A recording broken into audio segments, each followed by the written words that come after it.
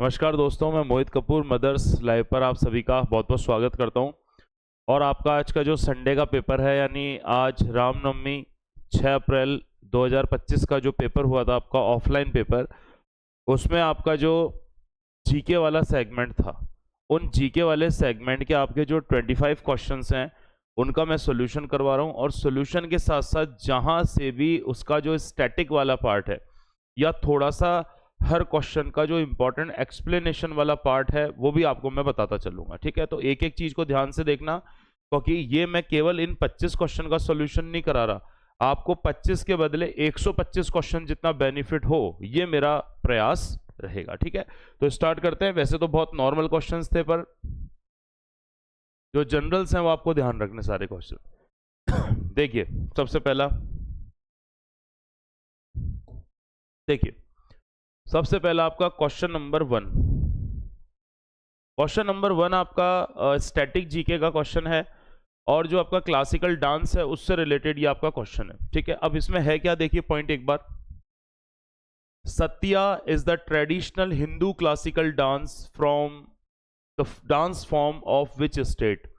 सत्या किस राज्य का पारंपरिक हिंदू शास्त्रीय नृत्य है? कौन सा सत्या?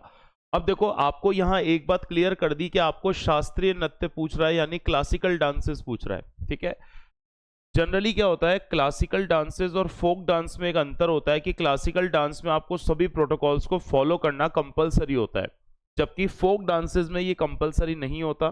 ठीक है, और जो फोक डांसेस हैं वो काफी ज्यादा है, मतलब अगर पूरे भारत में देखें तो 500-800 फोक डांसेस होंगे। ठीक है, सारे याद नहीं रखते पर मेन मेन याद रखते हैं। पर जो क्लासिकल डांसेस हैं वो पिछले इंडिया में 8 थे, और आज की डेट में क्लासिकल डांस की अगर संख्या पूछी जाए आपसे तो भारत में 9 क्लासिकल डांसेस हैं। भारत में जो क्लासिकल डांसेस हैं वो कितने हो गए? 9 हो गए। ठीक है, और वो 9 क्लासिकल डांसेस में से ही एक डांस आपका कौन सा है?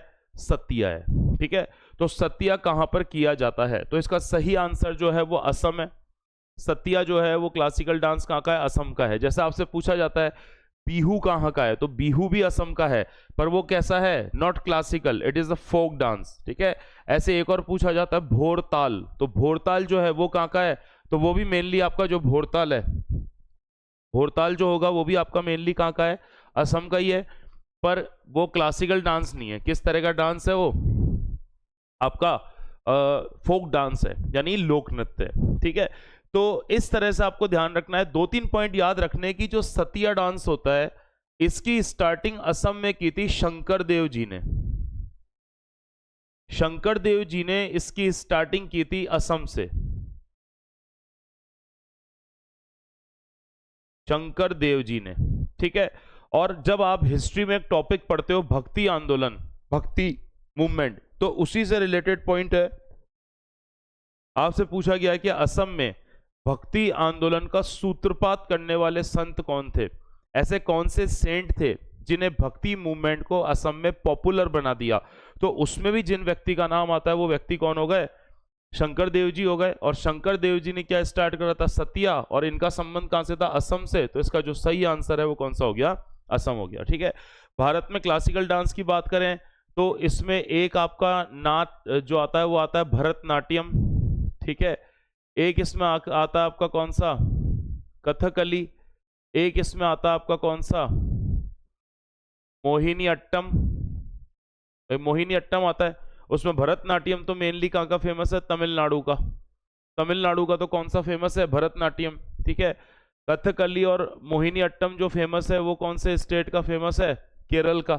ठीक है, ठीक है, और इसके अलावा आपका एक और इसमें डांस आता है जिसको अपन बोलते हैं Kuchipudi. Kuchipudi is also a classical dance related to Andhra Pradesh. Andhra से रिलेटेड हो गया कौन सा? कुचिपुड़ी। ठीक है, इसी तरह से अभी आपको मैंने एक हो गया आपका कौन सा, इसमें जो डांस आता है वो आता है ओडिसी। तो ओडिसी जो हो गया वो मेनली कहाँ का हो गया? उड़ीसा का हो गया। ठीक है, इसी तरह पूरे नॉर्थ इंडिया का जो है वो कौन सा है आपका? कथक। वैसे तो इसका सबसे पुराना घराना जयपुर घराना है, पर पूरे नॉर्थ इंडिया का जो फेमस है वो कौन सा हो गया? कथक हो गया। पूरे नॉर्थ इंडिया का जो फेमस है वो कौन सा हो गया? आपका कथक हो गया। ठीक है, जो जनरल जनरल में आते हैं, ठीक है। फिर एक आपका कौन सा हो गया, सतिया, एक हो गया कौन सा, सतिया, अभी अपन ने पढ़ा है, कहाँ का हो गया, असम का। और इसी तरह से सतिया के बाद चलते हैं तो फिर नॉर्थ ईस्ट का एक फेमस हो गया कौन सा, मणिपुरी डांस, कौन सा हो गया, मणिपुरी डांस। तो ये आपके कितने हो गए, 8 हो गए। और 9वां जो इसमें बाद में ऐड हुआ था, जो सेमी क्लासिकल है पर अब उसे क्लासिकल में मानने लगे, तो वो कौन सा हो गया आपका, छऊ, छऊ, ठीक है। छऊ मेनली कहाँ कहाँ पर किया जाता है, एक तो ये वेस्ट बंगाल के कुछ रीजन में किया जाता है, फिर झारखंड के कुछ रीजन में किया जाता है, और उड़ीसा के कुछ रीजन में किया जाता है। क्लियर है क्या। तो ये इंडिया के 9 क्लासिकल डांस और उनके स्टेट्स हैं, और जो जिस क्वेश्चन को पूछा था उसका आंसर आपका कौन सा हो गया, असम। क्लियर है सभी को यहाँ पर, ठीक है। चलिए नेक्स्ट क्वेश्चन पे चलेंगे अपन। क्वेश्चन नंबर 2, क्वेश्चन नंबर 2 आपका साइंस का रिलेटेड बिल्कुल इजी सा क्वेश्चन पूछा गया है, ठीक है। ये है, the unit of heredity in our body is called. हमारे शरीर में आनुवांशिकता की इकाई को क्या कहा जाता है। आनुवांशिकता क्या होती है, जो पीढ़ी दर पीढ़ी अपने जो लक्षण होते हैं, जो सिम्टम्स होते हैं वो आगे बढ़ते चले जाते हैं। हमारी जो कैरेक्टरिस्टिक्स होती है वो पीढ़ी दर पीढ़ी क्या होती चली जाती है, लगातार बढ़ती चली जाती है, ठीक है। अब इसमें आपको पूछा है, एक तो होगा आपके क्रोमोसोम्स। क्रोमोसोम्स होते हैं तो इनको हम हिंदी में कहते हैं गुणसूत्र, ठीक है। हर कोशिका में, हमारी बॉडी की हर सेल्स में आपको क्रोमोसोम्स मिलेंगे, और क्रोमोसोम्स आप सभी को पता है 23 पेयर्स होते हैं। यानी एक साधारण अगर मनुष्य है, सिंपल मनुष्य है, जिसमें किसी भी तरह का कोई जेनेटिक डिसऑर्डर नहीं है, ठीक है, किसी भी तरह की कोई ट्रायोसोमी नहीं है, कोई आनुवांशिक रोग नहीं है, तो उस व्यक्ति में कितने गुणसूत्र होते हैं, 46 होते हैं, ठीक है। फिर आता है नाभिक। हमारी जो कोशिकाएं होती है वो अलग अलग टाइप की होती है।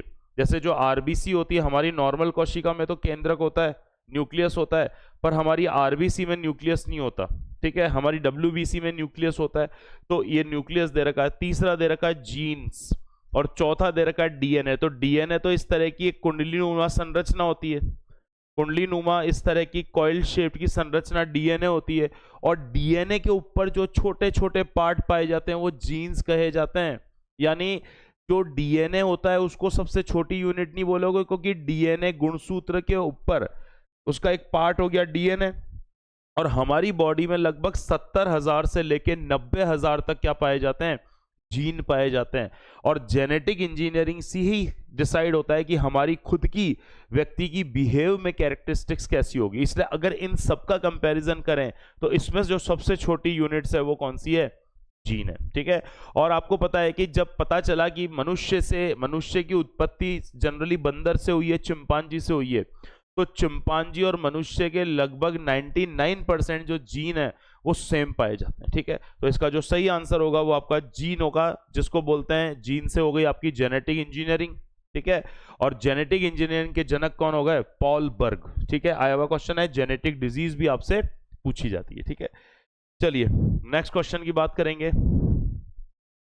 क्वेश्चन नंबर 3, ये भी आपका स्टैटिक जीके का और करंट का दोनों का क्वेश्चन है, जो आपका कला और संस्कृति वाला सेगमेंट आता है, म्यूजिक वाला, डांस वाला, अवार्ड्स वाला यानी पुरस्कार वाला, ठीक है, उनसे लिया जाता है। देखो, the ministry of information and broadcasting announced that the Dada Saheb Phalke award for the 2024 will be conferred upon which actor for his outstanding contribution to the Indian cinema, ठीक है।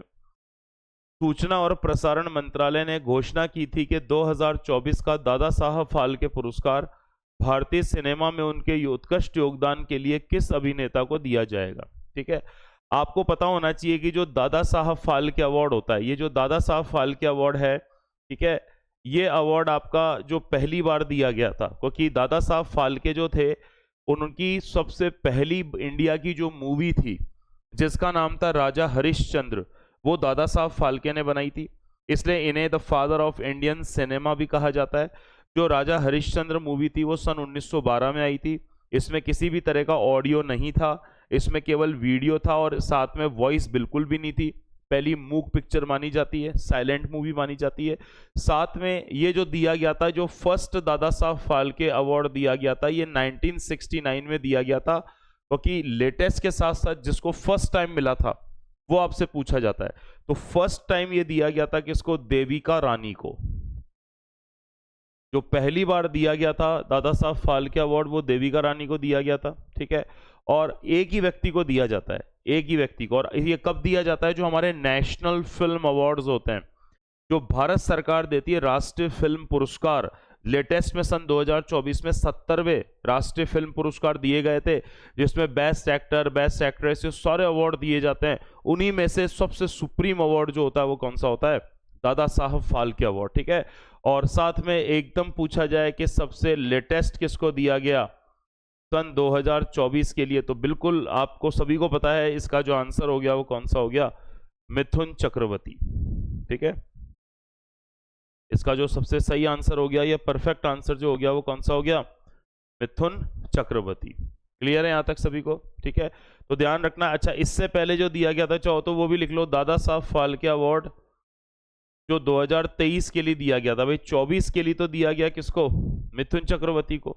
और 2023 के लिए जो दिया गया था, ये दिया गया था वहीदा रहमान। 2023 के लिए ये अवार्ड जो दिया गया था, ये किसको दिया गया था? वहीदा रहमान को दिया गया था, फिल्म इंडस्ट्री में उनके योगदान के लिए। ठीक है, यहां तक पॉइंट क्लियर है क्या आपको? ठीक है, चलिए आगे बढ़ते हैं। ये देखिए क्वेश्चन नंबर 4, द नीति in the NITI Aayog stand for. Simple question पूछा है कि नीति आयोग का पूरा नाम क्या है। 2-4 पॉइंट और हमें पता होने चाहिए इसके बारे में, ठीक है। तो नीति आयोग में नीति का क्या नाम है? सिंपल सी बात है, देखो, national institute for transforming India. इसका जो सही आंसर है वो डी हो गया। और नीति आयोग जो बना था, नीति आयोग में क्वेश्चन पूछा जाता है कि इस आयोग को कब बनाया गया था, तो 1 जनवरी 2015 को बनाया गया था, ठीक है। नीति आयोग से पहले जो था वो कौन सा आयोग था? जब नीति आयोग की स्थापना नहीं हुई थी तो सन 1950 में कौन सा आयोग काम करता था? जिसको बोलते थे planning commission. Planning commission, planning commission बोल दो या योजना आयोग बोल दो, एक ही बात है, ठीक है। जैसे ही प्रधानमंत्री मोदी बने, उन्होंने योजना आयोग को तो समाप्त किया, खत्म करा, और उसकी जगह नीति आयोग लेके आए। तो जैसे प्लानिंग कमीशन यानी योजना आयोग का चेयरमैन प्रधानमंत्री होते थे, इसी तरह से नीति आयोग के चेयरमैन भी कौन होते हैं? प्रधानमंत्री होते हैं। तो आपसे क्वेश्चन पूछा जाता है कि नीति आयोग के एकमात्र चेयरमैन आज तक कौन बने? तो प्रधानमंत्री मोदी बने, क्योंकि मोदी जी 2014 में प्रधानमंत्री बने थे और आज तक लगातार हैं। और जो प्रधानमंत्री होता है वही पदेन सभापति या प्रेसिडेंट होता है किसका? नीति आयोग का। तो नीति आयोग जो है वो आपका 1 जनवरी 2015 को बना, और इसके जो चेयरमैन है, नीति आयोग के जो चेयरमैन होते हैं वो कौन होते हैं? प्राइम मिनिस्टर होते हैं। और इसके बाद से लगातार जो प्राइम मिनिस्टर हैं वो कौन है? नरेंद्र मोदी। नीति आयोग एक तरह का आपका क्लाउड कैबिनेट की तरह भी काम करता है, छाया मंत्रिमंडल की तरह भी काम करता है। इसकी जो स्वीकृति होती है वो बिल्कुल फाइनल मानी जाती है। और ये कहाँ पर इसकी मीटिंग्स होती है?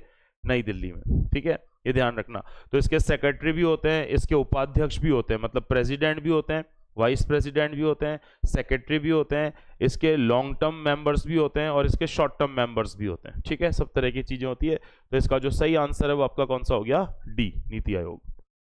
नेक्स्ट देखिए, फिर साइंस का क्वेश्चन आ गया आपका कि एड्स वायरस डिस्ट्रॉयज।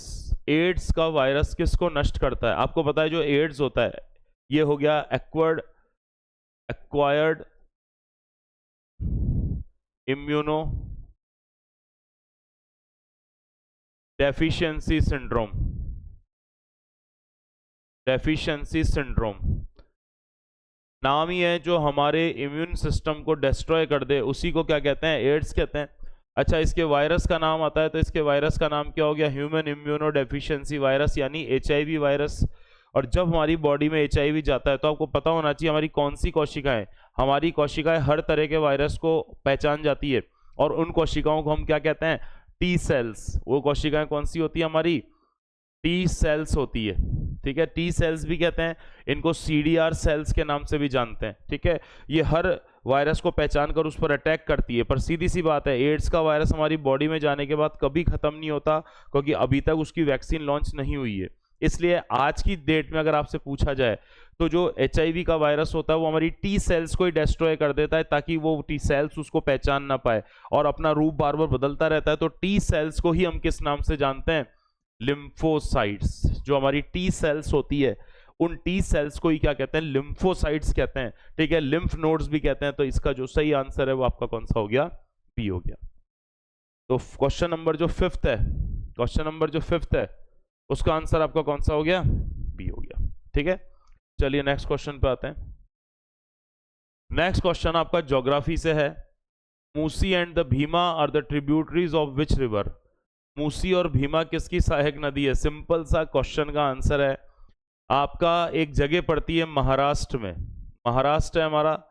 महाराष्ट्र में एक फेमस जगह, आप सबने एक हिल स्टेशन सुना होगा। इस हिल स्टेशन का नाम है महाबलेश्वर, ठीक है। तो महाराष्ट्र से निकलती है नदी, महाराष्ट्र से निकलकर ये कौन से राज्य में जाती है? तो फिर जो इसमें अगला राज्य आता है वो कौन सा आता है? कर्नाटक आता है। कर्नाटक के बाद ये कौन से तीसरे राज्य में जाती है? जो तेलंगाना आता है, तेलंगाना। और तेलंगाना के बाद फिर ये जाती है कहां पर? आंध्र प्रदेश में जाती है। कहां जाती है? आंध्र प्रदेश में जाती है और जाके फिर बे ऑफ बंगाल में क्या होती है? गिर जाती है, ठीक है। और ये जो नदी है ये आपकी नदी है कौन सी? कृष्णा नदी। और कृष्णा नदी जो है इसकी लेंथ पूछी जाती है तो ये इसकी लेंथ है लगभग 1401 किलोमीटर। ये भारत की तीसरी सबसे लंबी नदी है। भारत की सबसे लंबी नदी गंगा है 2525 किलोमीटर। भारत की दूसरी सबसे लंबी नदी गोदावरी है 1465 किलोमीटर। और भारत की तीसरी सबसे लॉन्गेस्ट रिवर कौन सी है? कृष्णा है। कृष्णा की लेंथ कितनी है? 1401 किलोमीटर है। टोटल कृष्णा नदी कितने, अभी 4 स्टेट के नाम बताएं, महाराष्ट्र, कर्नाटक, तेलंगाना, आंध्र प्रदेश। कितने में से? 4 स्टेट्स में से क्या होती है? पास होती है। और इसकी ट्रिब्यूटरीज के नाम आपको याद रखने को कि बार बार पूछा गया है। 2 ट्रिब्यूटरीज के नाम आपको दिए हुए हैं, कौन कौन सी? भीमा और मूसी। तो देखो इसकी ट्रिब्यूटरीज में लिखवा देता हूं कौन कौन सी है। एक तो इसकी है भीमा, एक इसकी ट्रिब्यूटरी है जिसके किनारे हम्पी बसा हुआ है, तुंगभद्रा। तुंगभद्रा भी इसकी सहायक नदी है। उसके बाद आते हैं तो आता है इसमें दूध गंगा। तो एक इसकी सहायक नदी कौन सी है? दूध गंगा, ठीक है। एक जो इसकी सहायक नदी है वो कौन सी हो गई आपकी? पंचगंगा। सहायक नदी कौन सी हो गई? पंचगंगा। फिर एक सहायक नदी हो गई जिसका नाम है घाट प्रभा, घाट प्रभा। फिर एक सहायक नदी हो गई जिसका नाम है मालप्रभा। क्या नाम हो गया? मालप्रभा, ठीक है। फिर अभी आपको बताया था एक सहायक नदी जो इसकी हो गई वो कौन सी हो गई? मूसी हो गई, ठीक है। और कई बार क्वेश्चन पूछा गया है कि मूसी नदी के किनारे बसा हुआ सबसे इंपॉर्टेंट शहर कौन सा है? तो मूसी नदी के किनारे जो बसा हुआ है वो कौन सा सिटी है? हैदराबाद। और अब हैदराबाद जो है वो कहां पड़ता है? तेलंगाना में पड़ता है। तो इस तरह के क्वेश्चन आपसे क्या कर लिए जाते हैं? पूछ लिए जाते हैं, ठीक है। ये थोड़ा सा आप इसमें ध्यान रखना, ठीक है। चलिए आगे बढ़ते हैं इसमें नेक्स्ट क्वेश्चन। तो इसका जो सही आंसर है वो आपका कौन सी रिवर हो गई? कृष्णा रिवर, ठीक है। अच्छा, ये इकोनॉमिक्स वाला आपका क्वेश्चन है, सिंपल सा क्वेश्चन है। A market economy is or which? बाजार अर्थव्यवस्था वह है जो it is controlled by the government. गलत। गवर्नमेंट कभी भी कंट्रोल, अगर गवर्नमेंट इंटरफेरेंस करेगी तो ओपन मार्केट कंपटीशन हो ही नहीं पाएगा। और भारत में तो आपको पता है 1991 के बाद तो प्राइवेटाइजेशन, लिबरलाइजेशन और कैपिटलाइजेशन हुआ, पूंजीकरण, निजीकरण और उदारीकरण।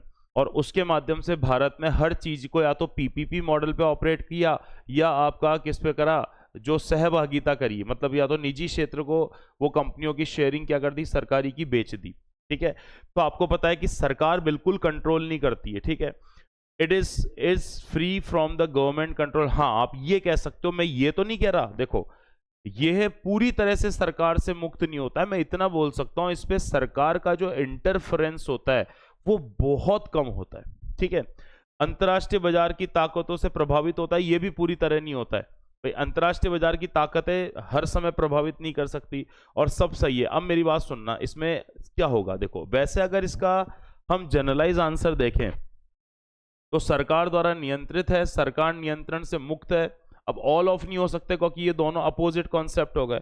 तो सीधी सी बात है, ये डायरेक्टली सरकार के नियंत्रण में नहीं होता। तो सबसे सूटेबल जो रहेगा, सरकार का मिनिमम इंटरफेरेंस होता है, तो उस हिसाब से इसका जो राइट आंसर है वो कौन सा हो जाएगा, आपका बी हो जाएगा। जो सेवेंथ है, सेवेंथ का जो राइट आंसर हो जाएगा वो आपका कौन सा हो जाएगा, बी हो जाएगा। ठीक है, क्योंकि देखो क्वेश्चन पूरी तरह मेंशन नहीं है, जितना क्वेश्चन दिया है उसके अकॉर्डिंग मैंने दिया। अगर क्वेश्चन को और ज्यादा एलेबोरेट करके ये देता तब हम इसको और सोच सकते थे, पर इसमें सिंपल दिया है इसलिए इससे ज्यादा दिमाग हमें इसमें नहीं लगाना है। ठीक है, चलिए आगे बढ़ते हैं। Question number 10, sorry 8th, in which state the valley of flowers national park is situated. बिल्कुल सिंपल है, आपने एक हिमालय की पीक का नाम सुना होगा जो वर्ल्ड की टॉप 10 पीक्स में भी आती है, और जिसका नाम है नंदा देवी।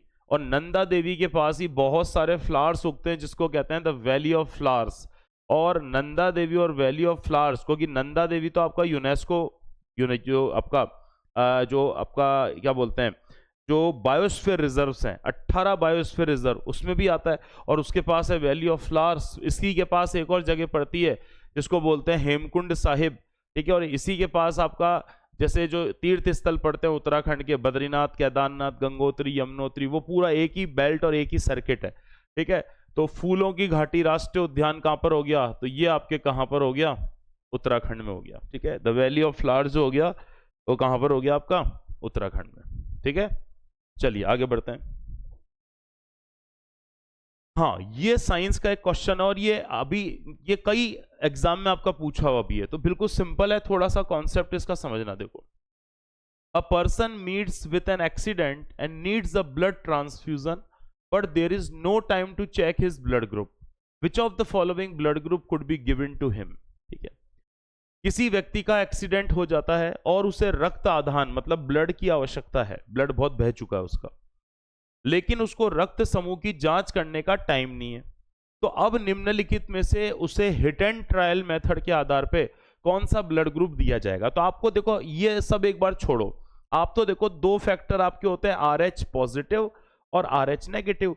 यानी जिसमें RH फैक्टर होता है उसको प्लस ब्लड ग्रुप बोलते हैं, जिसमें RH फैक्टर नहीं होता उसको नेगेटिव ब्लड ग्रुप बोलते हैं। अब कई लोग ये कॉन्सेप्ट लगा के देखते हैं कि दुनिया में 85% लोगों का ब्लड ग्रुप पॉजिटिव है। दुनिया में जितने भी लोग हम रहते हैं उनमें से 85% लोगों का ब्लड ग्रुप पॉजिटिव है। ठीक है, यानी इस तरह से लिख देता हूं कि 85% पीपल्स का जो ब्लड ग्रुप है वो पॉजिटिव है, और लगभग 15% जो दुनिया के लोग हैं उनका ब्लड ग्रुप कौन सा है, नेगेटिव है। तो कई लोग बोलेंगे सर आप तो प्लस चढ़ाओ भाई, प्लस ही चढ़ाओ। प्लस क्यों चढ़ाओ कि भाई प्लस होने की चांस ज्यादा है, पर गलती से अगर माइनस हुआ भाई साहब तो दिक्कत हो जाएगी।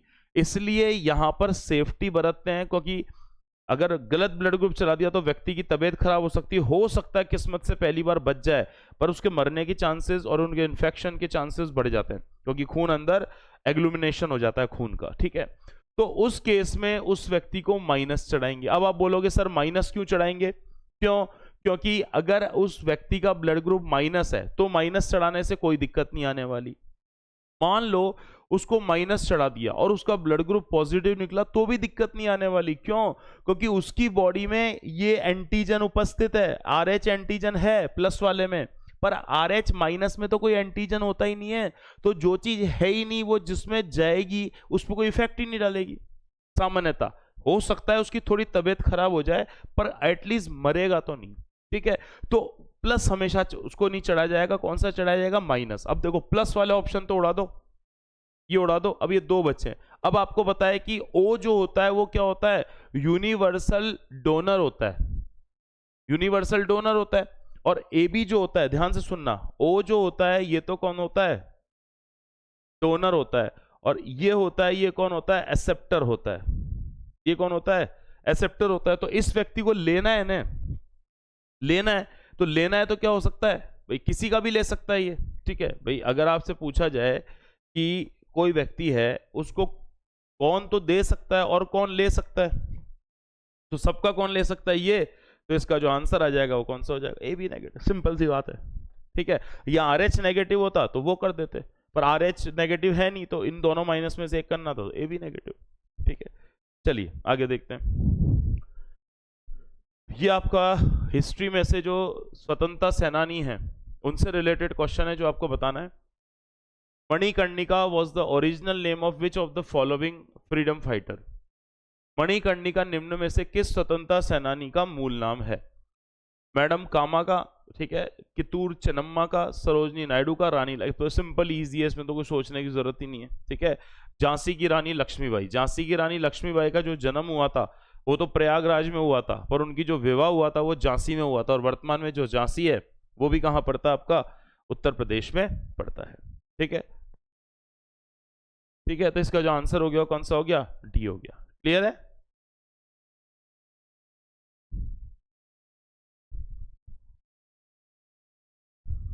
ठीक है, यहां तक क्लियर है? चलो नेक्स्ट देखते हैं।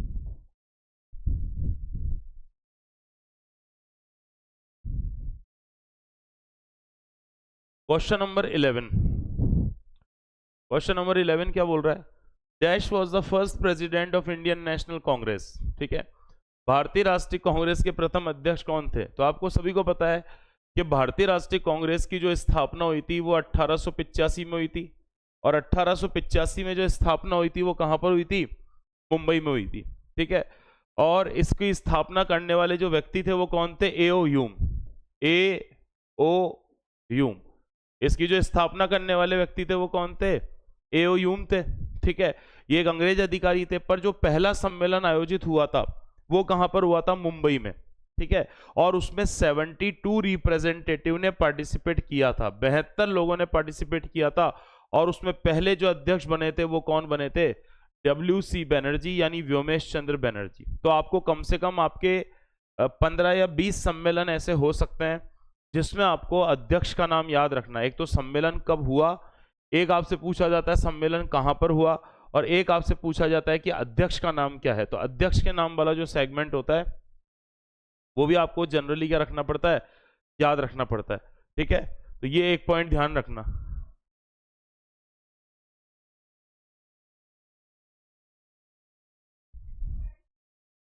ठीक है, चलो नेक्स्ट क्वेश्चन की बात करते हैं। नेक्स्ट क्वेश्चन आपका है, देखो बिल्कुल करंट का क्वेश्चन ही दिया है। चीन ने अभी घोषणा करी थी कि एक डैम बना रहा है, और मैंने क्लास में भी बताया था ये कई बार जब आपको रिवर्स पढ़ाई थी, तो उसमें भी आपके क्वेश्चन आते हैं, तो ध्यान रख लेना, ठीक है ना।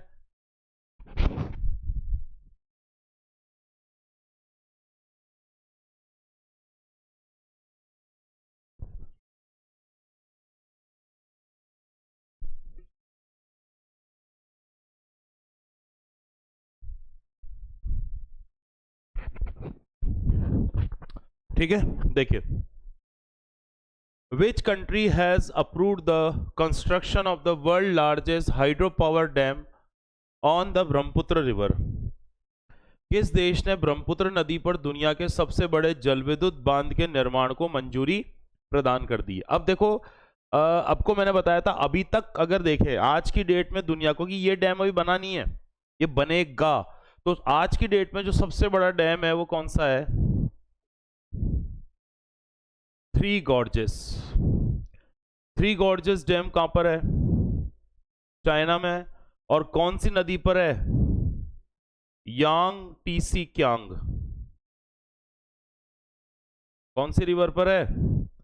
यांग टीसी क्यांग। इसी यांग टीसी क्यांग को यांगसी रिवर भी कहते हैं, और ये पूरे एशिया की सबसे लंबी नदी और दुनिया की तीसरी सबसे लंबी नदी है, ठीक है। और इस पर बना हुआ है, ठीक है। पर अब जो चीन बना रहा है वो ब्रह्मपुत्र नदी पर बना रहा है, और इसका नाम रखेगा यारलुंग जंगबो।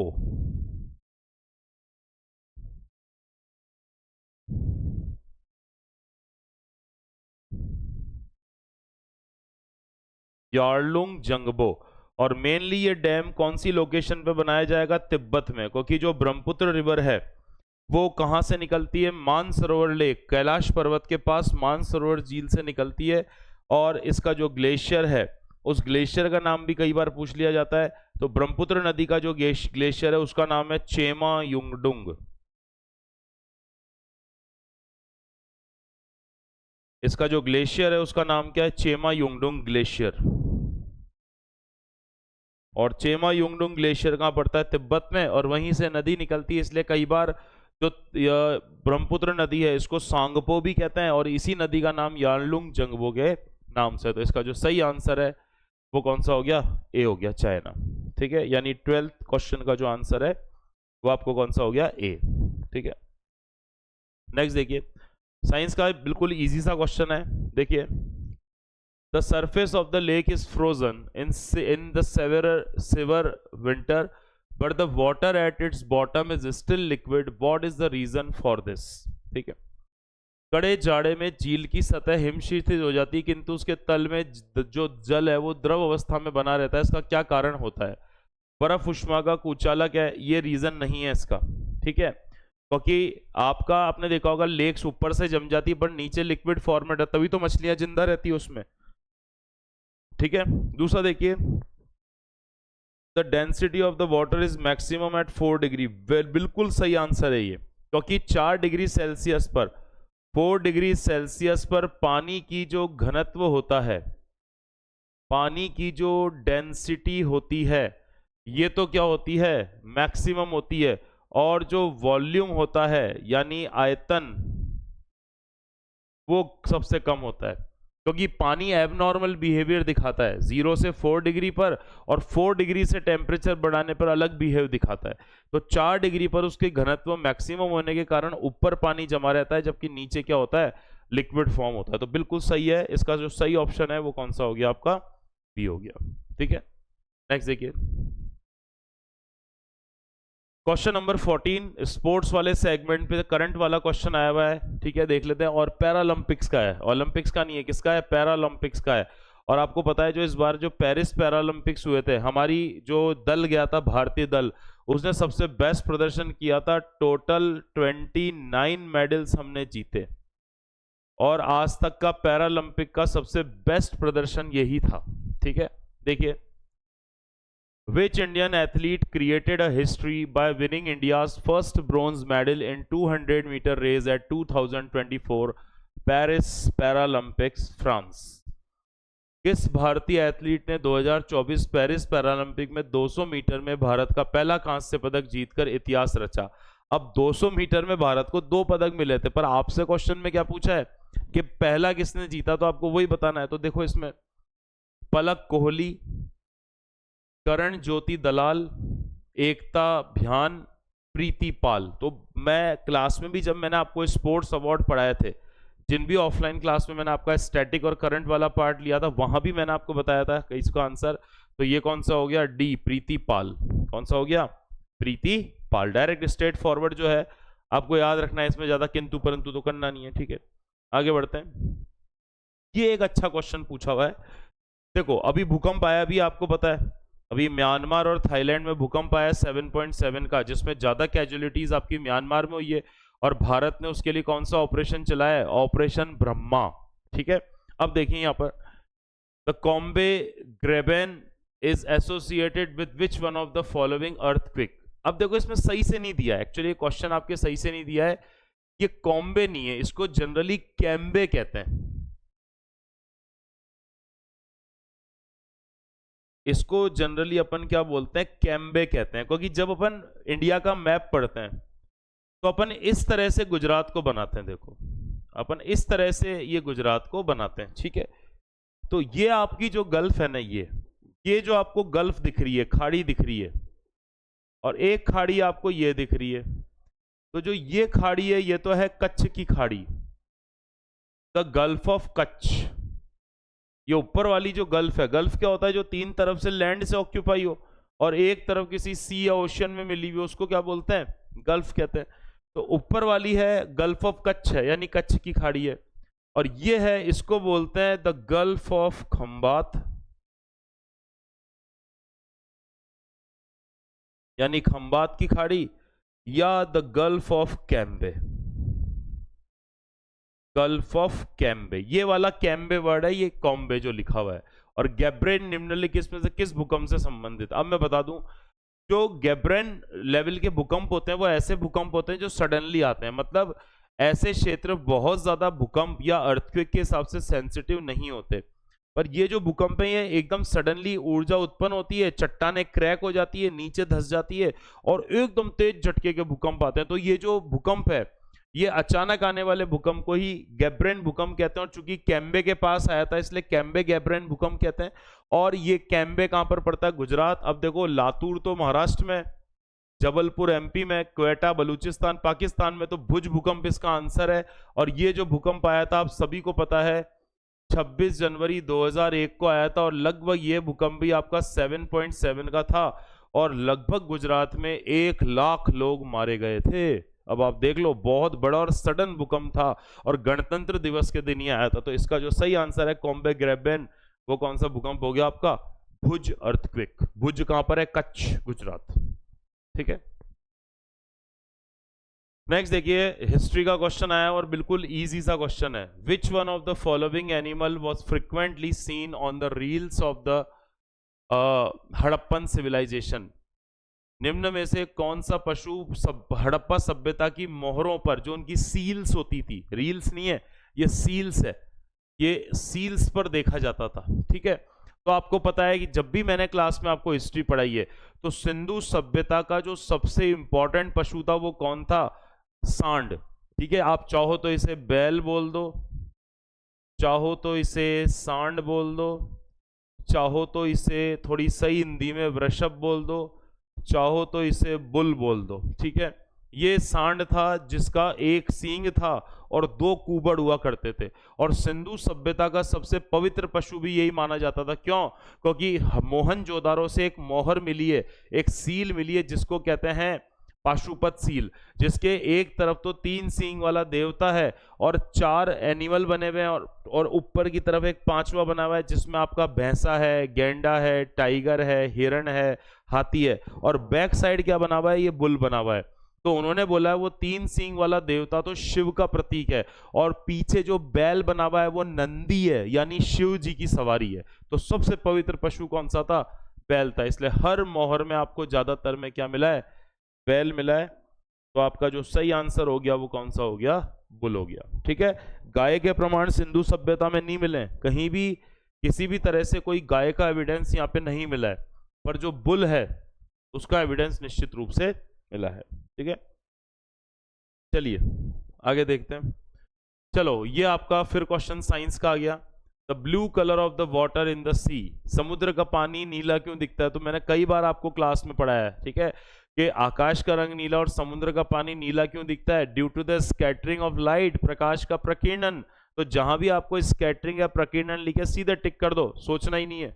देखो इसमें पानी का नीला रंग, the refraction of the blue light by the impurities, समुद्री जल में अशुद्धियों द्वारा, बिल्कुल गलत। ठीक है, scattering of blue light by, ये लो आ गया, वाटर मॉलिक्यूल, जल में अणुओं द्वारा नीले प्रकाश का प्रकीर्णन, ये सही आंसर है। समुद्र के पानी से अपवर्तन पे तो होता ही नहीं है, गलत। और जल के एब्जॉर्प्शन भी इसमें कॉन्सेप्ट नहीं है, तो ये प्रकीर्णन है। ठीक है, क्या होता है जब सनलाइट एटमॉस्फेयर में आती है तो धूल के छोटे छोटे कण होते हैं जिनको बोलते हैं एरोसोल्स, और सनलाइट होती है वो व्हाइट कलर की होती है, और व्हाइट कलर कितने कलर से मिलकर बना होता है? 7 कलर्स। तो वो लाइट जैसे उन एरोसोल्स पर टकराती है तो वो स्प्लिट हो जाती है और आकाश का रंग नीला दिखता है। ऐसे जब समुद्र में आती है तो उसके वाटर पार्टिकल से भी स्प्लिट हो जाती है, और वहीं आपको समुद्र का पानी नीला दिखता है, क्योंकि विबग्योर में वायलेट और इंडिगो का प्रकीर्णन सबसे ज्यादा होता है, और जब ये दोनों कलर मिक्स होते हैं तो स्काई ब्लू यानी हल्का नीला कलर क्या होता है? क्रिएट होता है। तो इसका जो सही आंसर है वो कौन सा हो गया आपका? बी हो गया। ठीक है,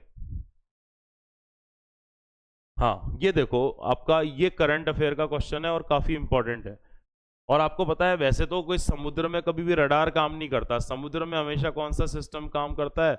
सोनार। पर इस देश ने डीप सी में क्या बना दिया? रडार विकसित करने का दावा किया है। अब इसकी टेस्टिंग तो चल रही है, पर इसने केवल केवल अभी क्या किया है? दावा किया है। तो उसके बारे में आपको पता होना चाहिए। देखिए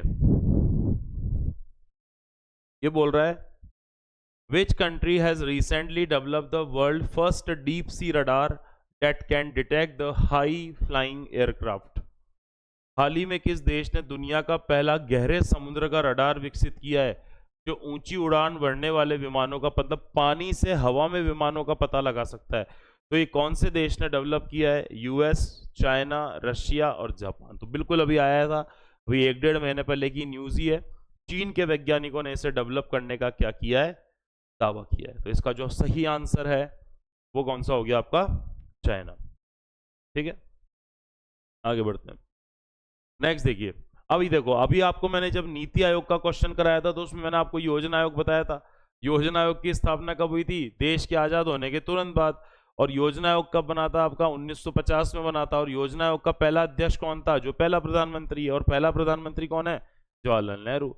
ठीक है, तो जो काम पहले योजना आयोग का था वही काम अब क्या हो गया? नीति आयोग का हो गया। तो देखो, in which of the following years was the planning commission of India setup?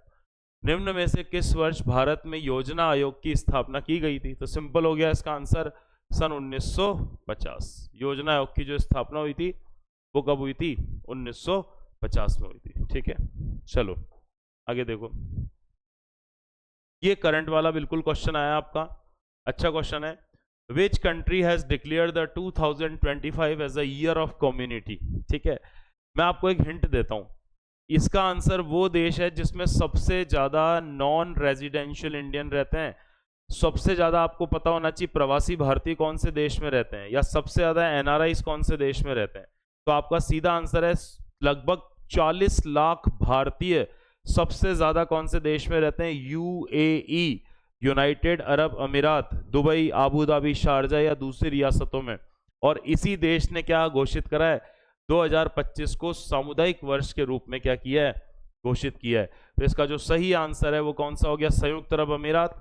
संयुक्त अरब अमीरात फेमस है, पिछले साल ही प्रधानमंत्री नरेंद्र मोदी ने 2024 में जनवरी में तो राम मंदिर की प्राण प्रतिष्ठा हुई थी, और 2024 में ही गल्फ का यानी खाड़ी देशों का सबसे बड़ा हिंदू मंदिर बना था, स्वामीनारायण मंदिर। कहां पर बना था? Abu Dhabi. और आबू धाबी कहां की कैपिटल है? यूएई की है। और यहाँ के प्रधानमंत्री की लगभग 4 से 5 यात्रा प्रधानमंत्री बनने के बाद यूएई की हो चुकी है। और यूएई में भी इस मंदिर का इनॉग्रेशन करने खुद प्रधानमंत्री मोदी 2024 में गए थे। और जैसे अभी श्रीलंका का सबसे सर्वोच्च सम्मान प्रधानमंत्री को मिला है, इसी तरह से यहाँ का भी सबसे सर्वोच्च सम्मान मिल चुका है। तो यहाँ के प्रेसिडेंट का नाम याद रख लेना, क्वेश्चन पूछा गया है कि यूएई के शेख प्रेसिडेंट कौन है? तो इसमें इसका जो आंसर हो गया Sheikh Mohammed bin Zayed Al Nahyan. ठीक है, his highness Sheikh Mohammed bin Zayed Al Nahyan, ये यहाँ के वर्तमान में क्या हो गए? प्रेसिडेंट हो गए। वैसे तो चारों ही आपका देखो, लेबनान भी इस्लामिक कंट्री है, यूएई, कुवैत, सऊदी सभी इस्लामिक कंट्री है। अभी प्रधानमंत्री नरेंद्र मोदी को सऊदी का भी सबसे सर्वोच्च सम्मान दिया गया था, और यहाँ के शेख कौन है? शेख सलमान अल सऊद है। इसी तरह से कुवैत का भी सबसे सर्वोच्च सम्मान दिया गया था, ऑर्डर ऑफ मुबारक अल कबीर, जो किसने दिया था? वहां के जो शेख थे उन्होंने प्रधानमंत्री मोदी को क्या किया था? प्रदान किया था।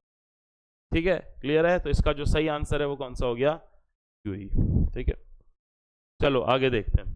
अब ये आपका ज्योग्राफी का क्वेश्चन है 20 number. What type of air pressure is found at the centre of cyclone? देखो, साइक्लोन का जो डायरेक्शन होती है वो विंड्स की डायरेक्शन के अपोजिट होती है। यानी अगर आप इस तरह से देखोगे तो ये आपका हो गया नॉर्थ हेमिस्फेयर, उत्तरी गोलार्ध, और ये हो गया आपका दक्षिणी गोलार्ध, साउथ हेमिस्फेयर। तो जो विंड्स की डायरेक्शन तो क्या होती है? यहाँ पे क्लॉकवाइज होती है। अभी मैं बताता हूँ, अगर आप विंड्स की बात करोगे, पवन, तो यहाँ तो क्लॉकवाइज होती है और यहाँ पर एंटी क्लॉकवाइज होती है क्या? विंड्स। पर जब आप साइक्लोन या चक्रवात की बात करोगे तो इसकी जो मूवमेंट होता है वो विंड्स के मूवमेंट का जस्ट अपोजिट होता है। ठीक है, यानी यहां पर तो ये होगा कैसे? एंटी क्लॉक, यानी ये साइक्लोन का मूवमेंट है उत्तरी गोलार्ध में, और ये होगा कैसे? आपका क्लॉकवाइज साइक्लोन का। ठीक है, जब भी कोई साइक्लोन जनरेट होता है तो टेम्परेचर की वजह से होता है, और कोई भी साइक्लोन आपका जब इस तरह से जनरेट होता है तो आपको हमेशा ध्यान रखना है कि किसी भी साइक्लोन के सेंटर में कौन सा प्रेशर होता है? Low pressure. और उसकी जो परिधि होती है, उसकी जो सर्क्यूम्फेरेंस होती है, उस पर कौन सा प्रेशर होता है? हमेशा हाई प्रेशर। तभी तो चक्रवात हमेशा लो प्रेशर की तरफ अट्रैक्ट होते हैं, क्योंकि ये जो हाई प्रेशर होता है इसको कौन अट्रैक्ट करेगा? Low pressure. और लो प्रेशर कहां पर होता है? कोस्टल रीजन्स पे होता है, तो हमेशा चक्रवात वहां की तरफ बढ़ता है। तो आपसे पूछा चक्रवात का केंद्र में किस प्रकार का प्रेशर है? लो प्रेशर, यानी निम्न वायु दाब, लो ही। तो 21 का जो आंसर हो गया वो आपका कौन सा हो गया? ए हो गया। ठीक है, इनमें अगर आपको जनरली कोई दिक्कत रहती है तो भी मेरे से आप पूछ सकते हो, ठीक है।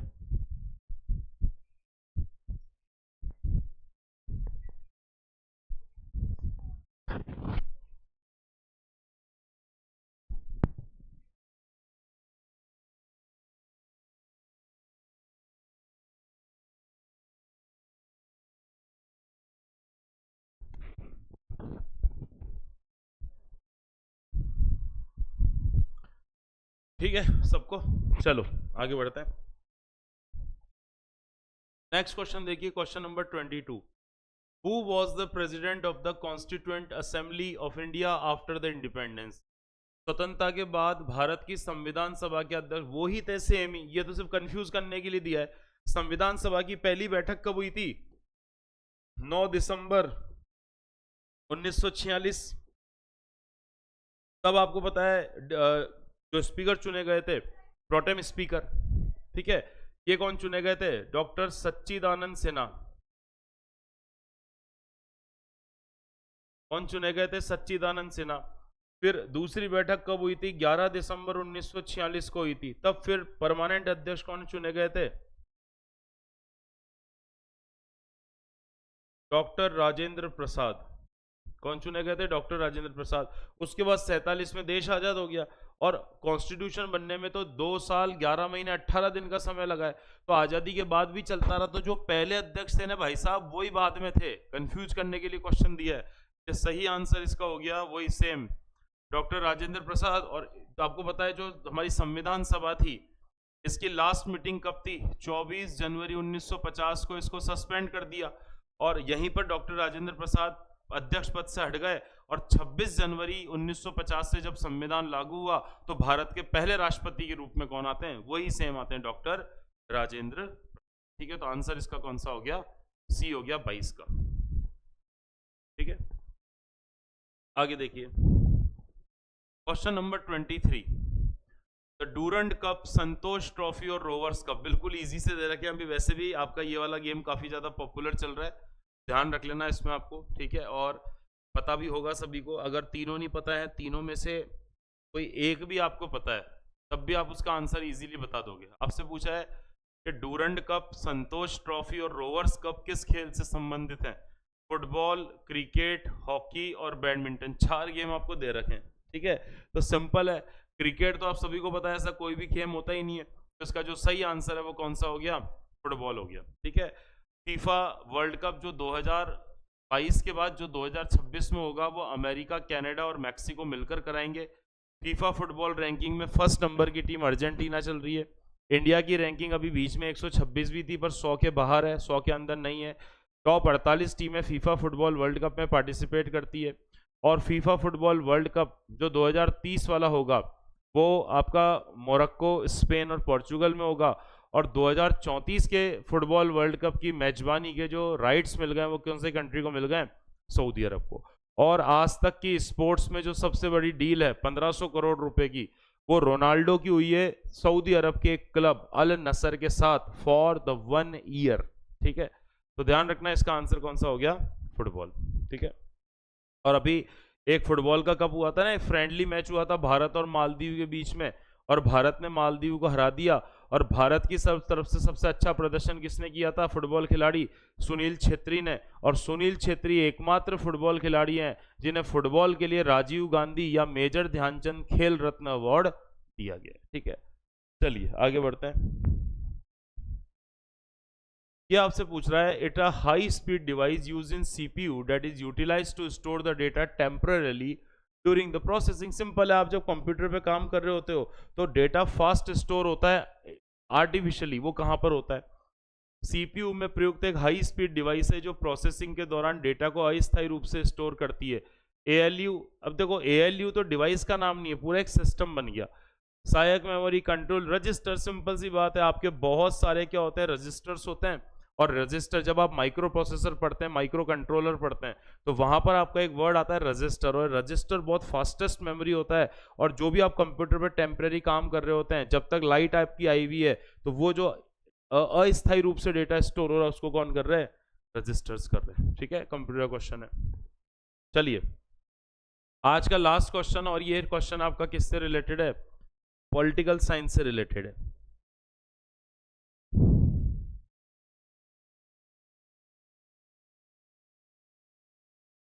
ये जो क्वेश्चन है किससे रिलेटेड है? पॉलिटिकल साइंस से रिलेटेड है। देखिए क्वेश्चन क्या है, सिंपल सा क्वेश्चन है। Question number 25। In a parliamentary system, the legislative, judicial and emergency powers are in reality used by the president only on the advice of।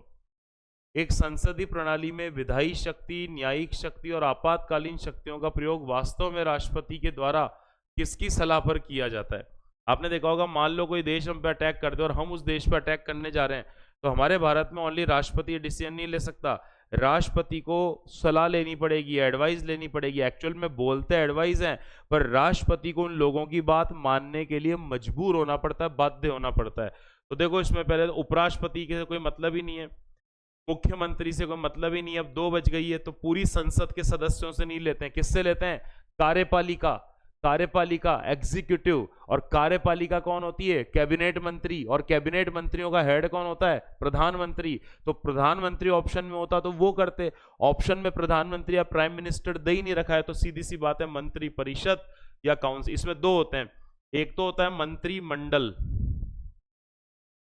मंत्रिमंडल, मंत्रिमंडल को तो अपन क्या बोलते हैं? कैबिनेट कहते हैं, ठीक है। इसमें गिने चुने मेन मंत्री होते हैं। और दूसरा वर्ड हम यूज करते हैं जिसको क्या बोलते हैं?